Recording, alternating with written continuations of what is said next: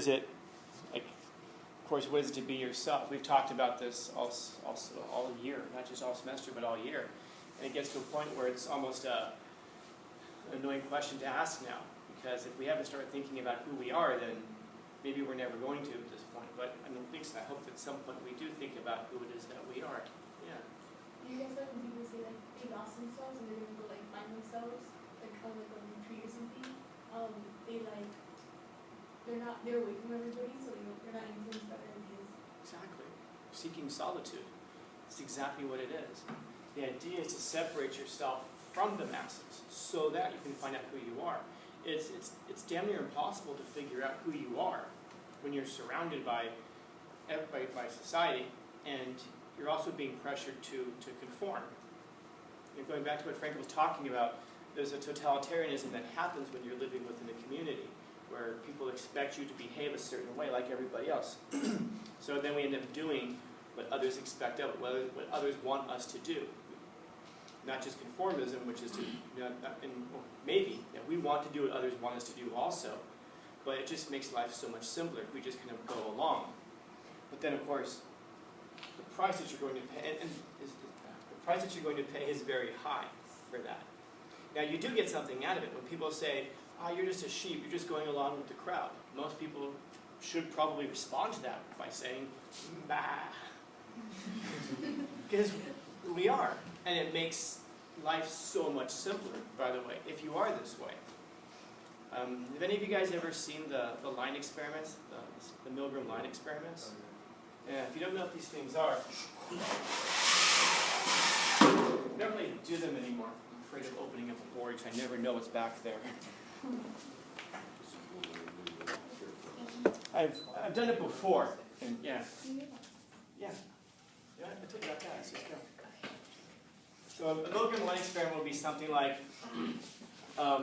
we'd tell her, "Oh, go to the office and grab something real quick." Oh, okay. So then she leaves, and then while she's gone, I go, "All right, guys, listen up. I'm going to show you guys a series of lines, and I need you to give these answers. So I'll show you a line that looks like this, one that looks like this, one that looks like this.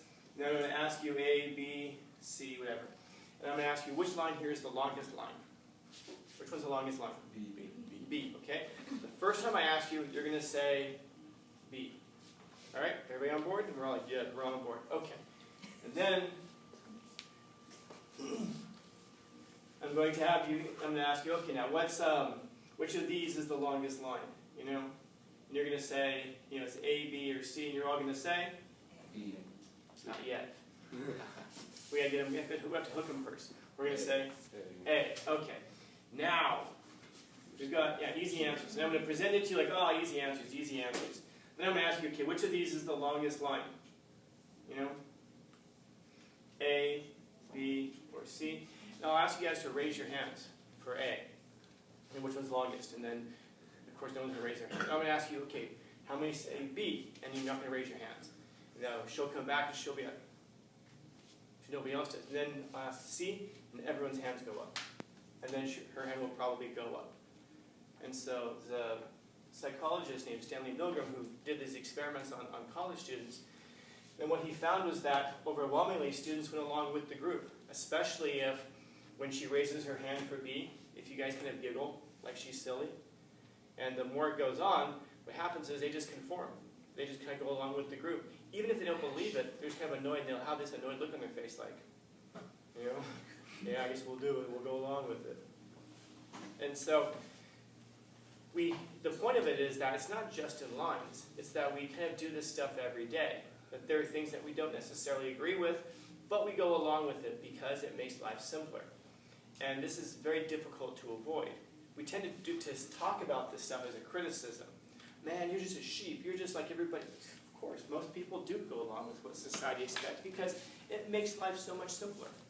Imagine if with every decision of your life, you're constantly going against the grain and fighting against society. Sometimes, well, first off, there's an assumption on our part that